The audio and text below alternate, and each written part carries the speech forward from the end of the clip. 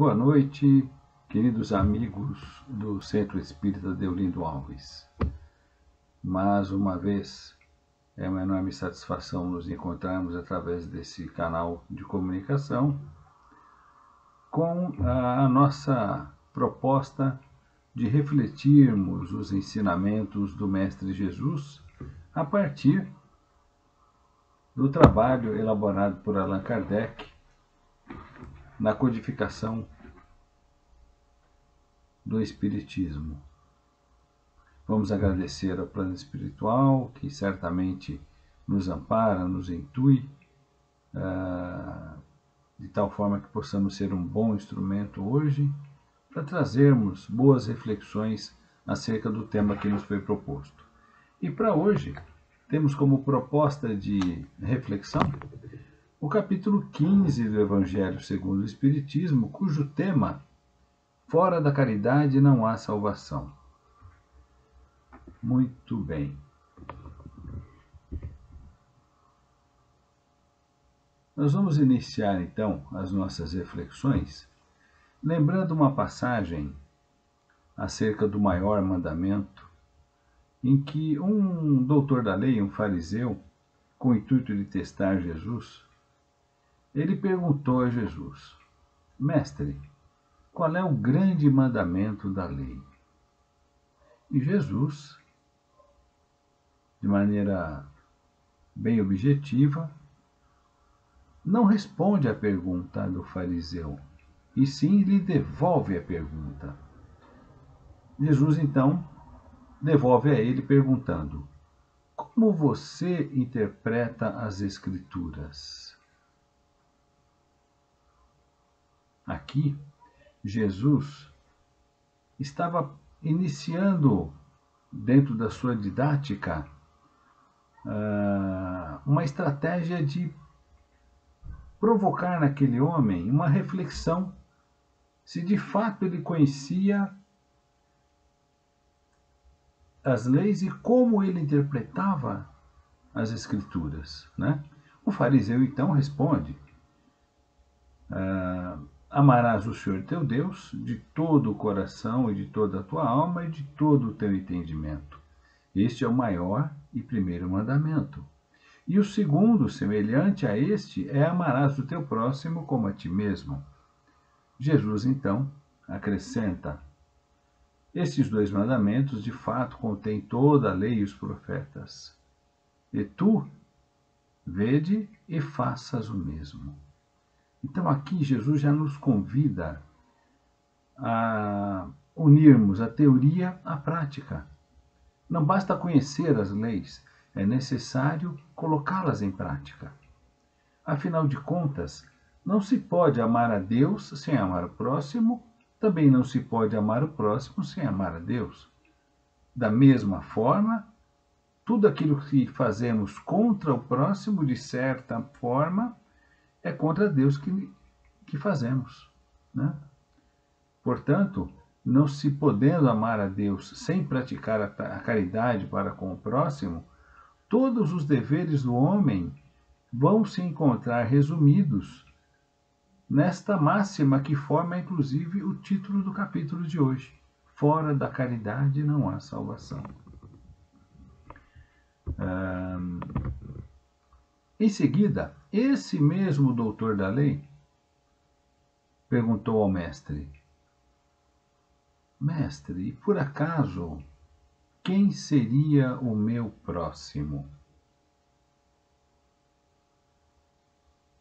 Mais uma vez, Jesus não dá uma resposta direta, mas ele nos apresenta um profundo ensinamento.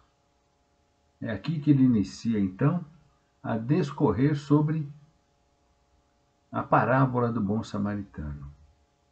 Então Jesus vai dizer assim: um homem viajava de Jerusalém a Jericó e caiu nas mãos dos ladrões, que logo o despojaram do que levava, o espancaram e fugiram, deixando-o semi-morto à beira do caminho. Aconteceu, pois, que por ali, pelo mesmo caminho, passava um sacerdote, Quando o sacerdote viu o homem caído, passou de longe, com receio, até fingiu que não viu e seguiu seu caminho. Da mesma forma, passa por ali, no mesmo caminho, um levita. E, semelhante à atitude do sacerdote, ele passa de longe e segue o seu caminho. Mais um pouco adiante, no tempo, minutos depois, passa por ali um samaritano que viajava nessa estrada. Esse samaritano chegou perto do homem caído no chão, aproximou-se dele e se compadeceu. Foi profundamente tocado, movido pela compaixão. Ajoelhou-se perto daquele homem, aplicou ataduras e curativos em seus ferimentos, aplicou-lhe óleo, vinho. Depois, colocou aquele homem ferido, já devidamente tendo recebido os primeiros socorros ali, colocou esse homem ferido em seu cavalo, ou seja, cedeu a sua cavalgadura e encaminhou esse homem até uma hospedaria que ficava nessa estrada. Chegando lá na hospedaria, o samaritano cuidou daquele homem. No outro dia, ele chamou o estalajadeiro, o hospedeiro, pagou as despesas e acrescentou: por favor, cuide desse homem. E todas as despesas que você tiver, eu lhe pagarei na volta.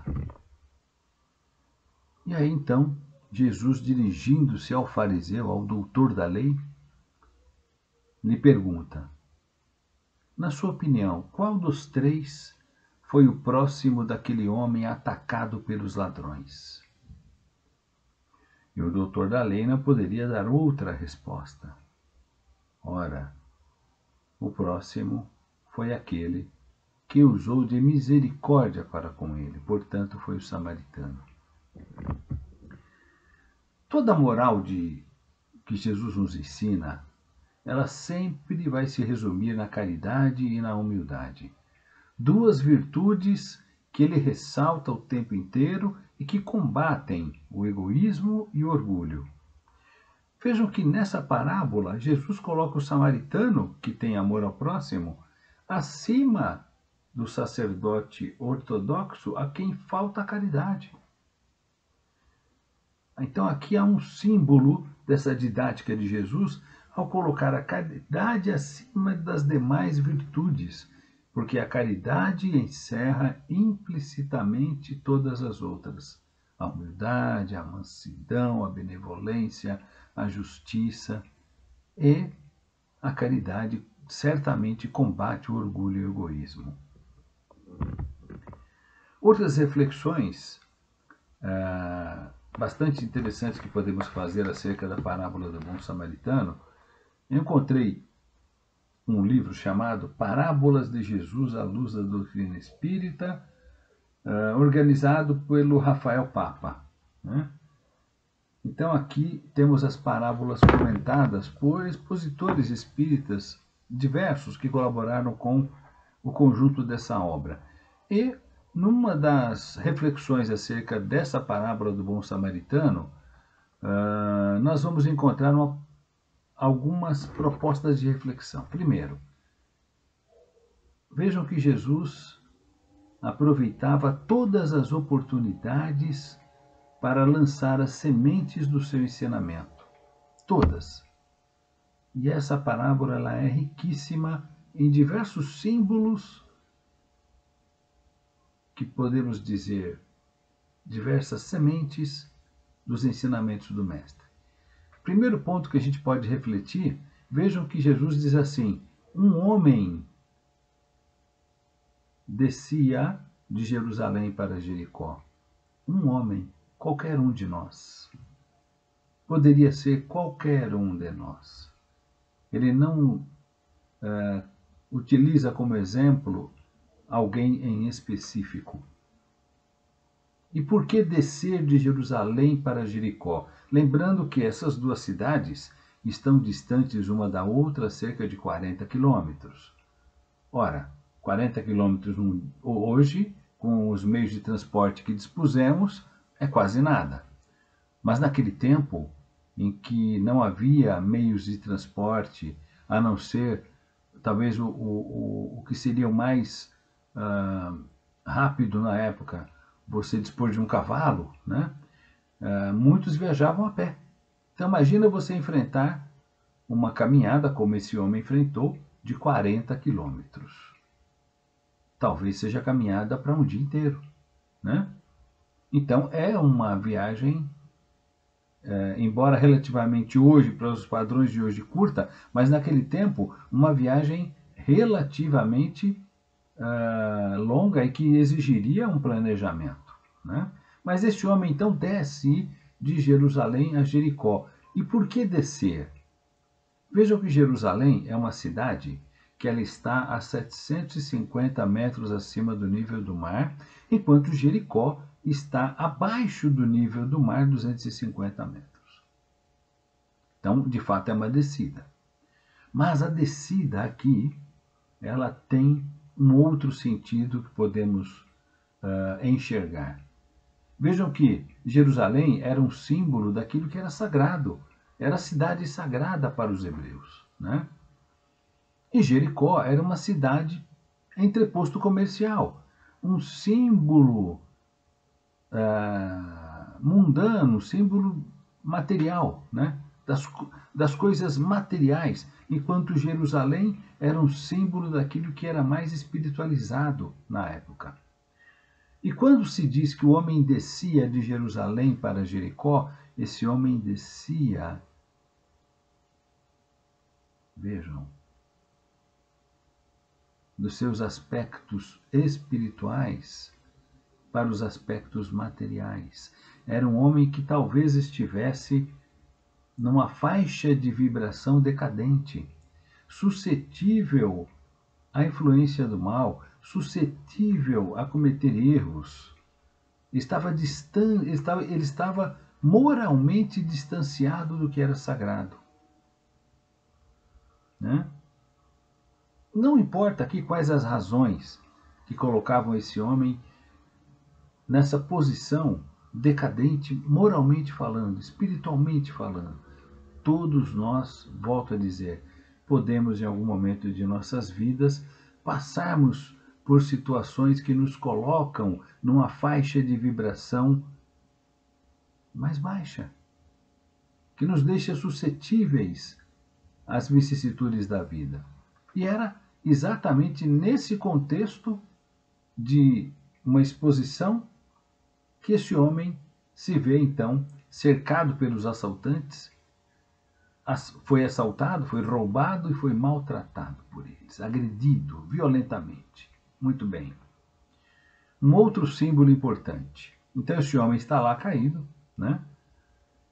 Sem condições de sequer de se levantar. Passa primeiramente um sacerdote. E por que o sacerdote não se aproximou daquele homem, não lhe prestou socorro? Talvez porque havia uma regra na época de que os sacerdotes não podiam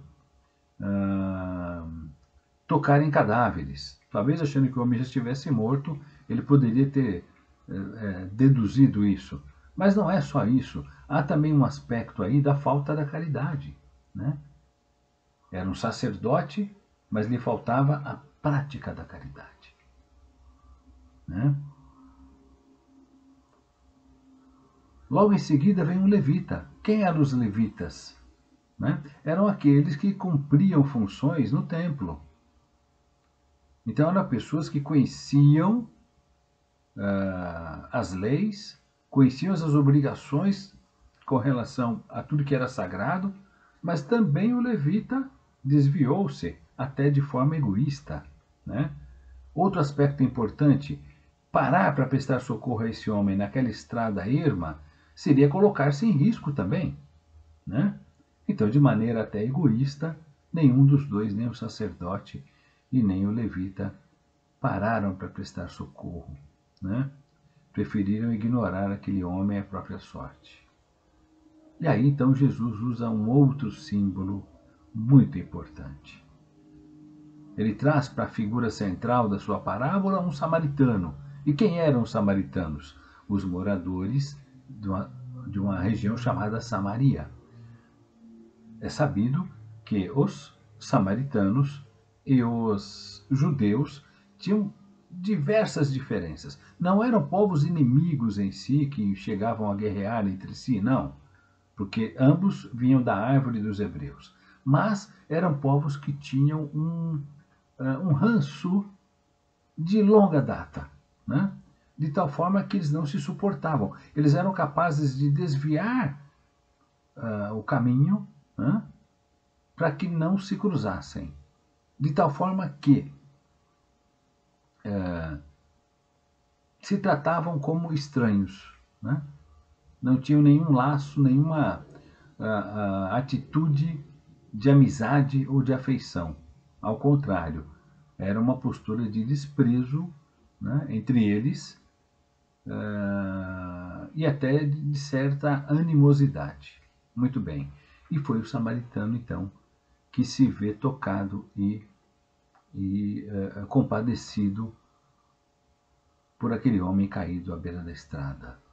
E vejam, o samaritano, diferente do sacerdote, e lembrando, o sacerdote e o levita estavam no mesmo caminho daquele homem. Que caminho? O caminho da decadência moral. Talvez isso também explique por que não se compadeceram. Não é? Já o samaritano se compadeceu daquele homem. E não mediu esforços, não mediu os riscos que ele corria em socorrer um estranho, que muito provavelmente seria um judeu.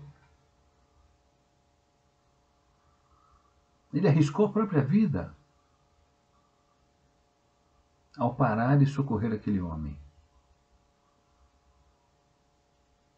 Além disso, deu demonstrações de pura caridade, cedeu a sua própria cavalgadura para transportar aquele homem de uma maneira mais adequada e confortável até chegar a uma hospedaria.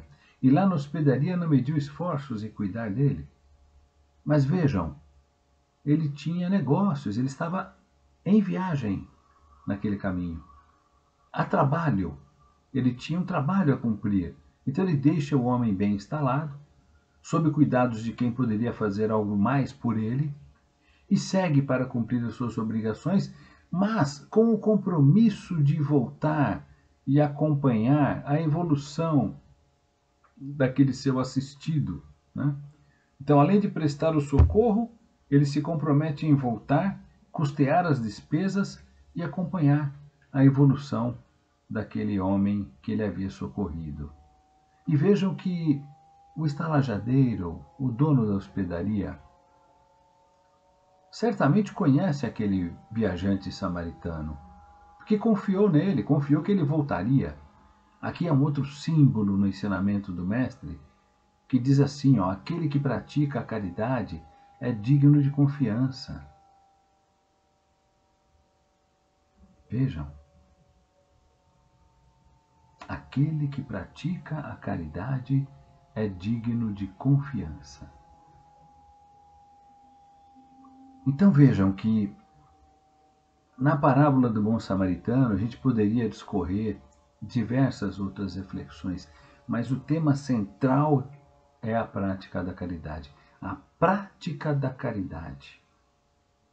Não é só saber que a caridade é importante na teoria, né? É um exemplo forte da genuína prática da caridade.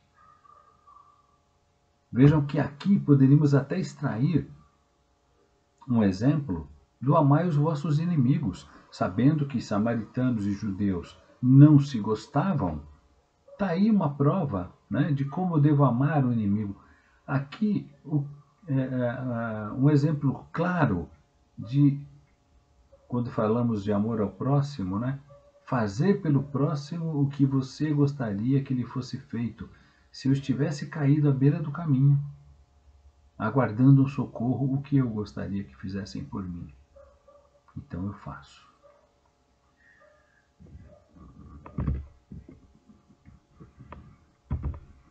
Outro aspecto importante para refletirmos então em torno da caridade, poderíamos até resgatar aqui o hino da caridade, né?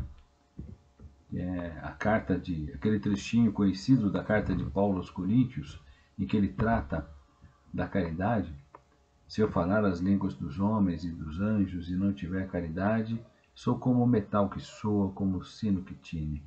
E se eu tiver o dom de profecia, conhecer todos os mistérios e tudo quanto se pode saber, e se tiver toda a fé até o ponto de transportar montanhas, mas não tiver caridade, não sou nada.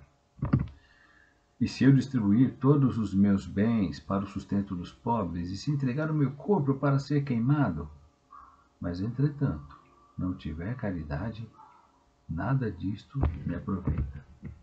A caridade é paciente, é benigna, não é invejosa, não age temerária nem precipitadamente, a caridade não se ensoberbece, não é ambiciosa, não busca os seus próprios interesses, não se irrita, não suspeita mal. Não se alegra com a injustiça, mas se alegra com a verdade. Tudo tolera, tudo crê, tudo espera, tudo sofre. A caridade jamais há de acabar. Ou deixem de ter lugar as profecias, ou cessem as línguas, ou seja abolida a ciência. Pois permanecem a fé, a esperança e a caridade, estas três virtudes, porém a maior delas é a caridade. Paulo também aqui coloca na sua proposta, sem nenhum equívoco, a caridade acima da própria fé. Porque a caridade está ao alcance de todos, do pobre, do rico, do sábio, do ignorante, independe de qualquer crença particular. A gente costuma dizer que não há nenhuma pessoa tão rica que não precise de algo e não há alguém tão pobre que não tenha algo para dar. Né? E Paulo faz mais, define a verdadeira caridade, mostra não somente na beneficência, mas no conjunto de todas as qualidades do coração, na bondade e na benevolência para com o próximo. Então vejam, fora da caridade não há salvação. E como podemos fazer a caridade hoje? Temos uma riqueza, um tesouro chamado tempo. O tempo, esse tempo que passa, os minutos que correm, são o nosso tesouro. O que fazemos com ele? Né? De que forma utilizamos esse nosso tesouro? Se nos dedicarmos a usar 1% desse tempo, todos os dias, nós estamos falando de 1440 minutos, 1% disso vai dar algo em torno de 15 minutos. Se nós dedicarmos 15 minutos à prática da caridade, é o tempo de, antes de dormirmos, fazermos uma oração sincera a Deus nosso Pai.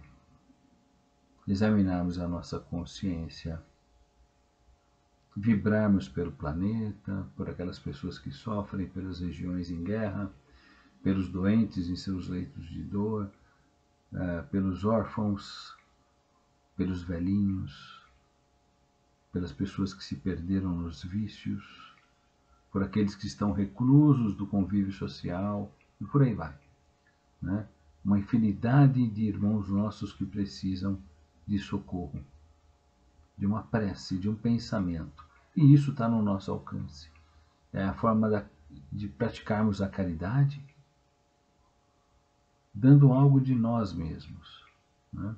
Lembrando que a caridade material é importante, até porque vivemos num mundo material em que necessitamos do dinheiro para movimentar os nossos compromissos terrenos, mas a caridade moral também é importante, a benevolência, a indulgência,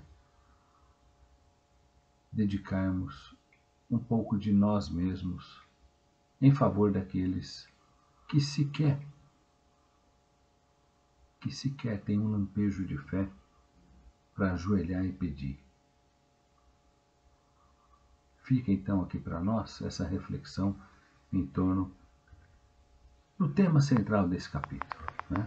Fora da caridade não há salvação, e essa abordagem bastante profunda que eu procurei resumir aqui acerca da parábola do bom samaritano.